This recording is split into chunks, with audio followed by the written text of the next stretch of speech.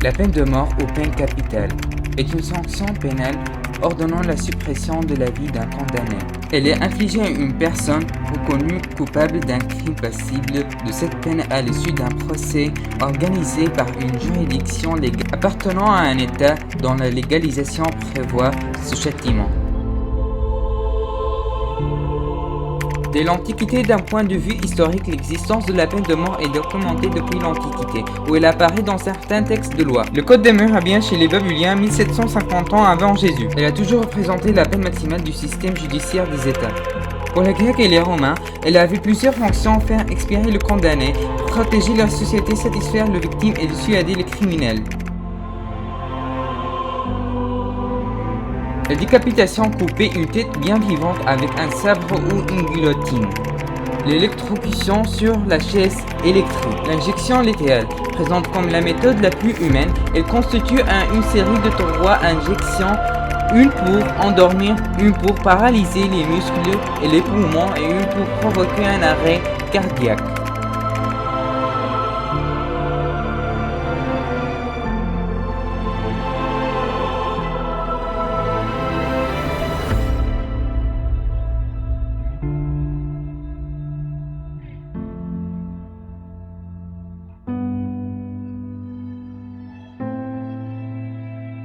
La lapidation, très ancienne tradition, avec les pierres de la taille d'une mandarine.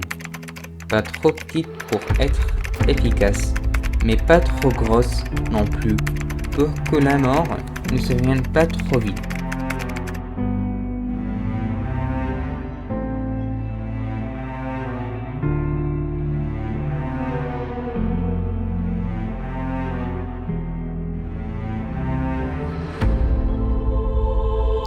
Le peloton d'exécution, yeux bandés, attaché à un poteau, une marque dessinée sur la poitrine pour désigner le corps et un coup de grâce dans la tête.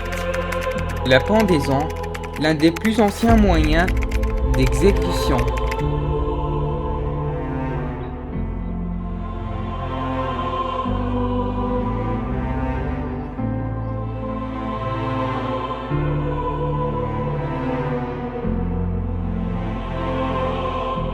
Injustice.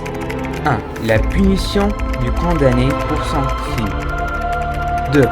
Accorder la vengeance à la victime ou à la famille de la victime. 3. Protéger la société et ses biens. 4. Servir d'exemple pour dissuader les éventuels criminels qui voudraient passer à l'acte.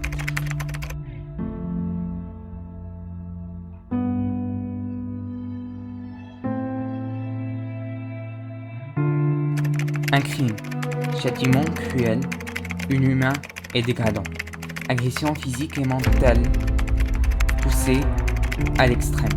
La cruauté de la peine de mort, c'est non seulement l'exécution elle-même, mais aussi l'attente qui la précède, pendant laquelle le prisonnier est confronté en permanence à la perspective de la mort, sans oublier le contexte d'exécuter un innocent, car l'être humain est faible.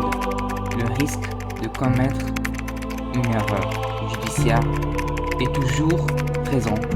Or, une fois que l'exécution a eu lieu, impossible de faire marche arrière.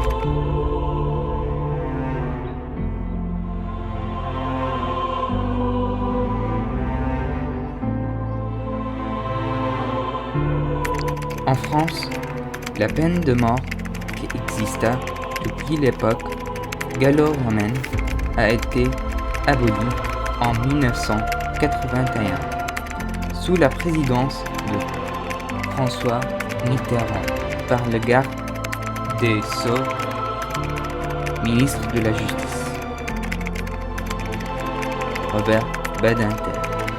Il a fallu 200 siècles de combat pour en arriver là. Le dernier condamné exécuté a été un immigrant tunisien condamné à mort en 1977 pour homicide et guillotiné dans la cour de la prison des Baumettes Le 10 septembre 1977, c'est la dernière personne à avoir été exécutée dans les pays de la Communauté économique européenne. Dans le monde, plus de 65 ans après l'adoption de la Déclaration universelle des droits de l'homme, la tendance mondiale en faveur de la abolition de la peine de mort est indubitable. Les consciences s'éveillent. Les décisions politiques allant dans le sens de l'abolition sont de plus en plus nombreuses. Plus de 2 tiers des pays dans le monde l'ont quand même compris et ont aboli dans leur législation ou ont pratiqué la peine de mort. Mais il reste encore des pays qui la pratiquent. 95% des exécutions dans le monde se déroulent dans 5 États qui sont l'Arabie Saoudite et Pakistan, États-Unis, Chine, Iran. Le champion, c'est la Chine. En Iran, la peine de mort est appliquée dans les cas d'homicide, de vol, la main armée, viol, blasphème, apostasie, conspiration contre le gouvernement, d'adultère, de prostitution, d'homosexualité et des délits liés à la drogue.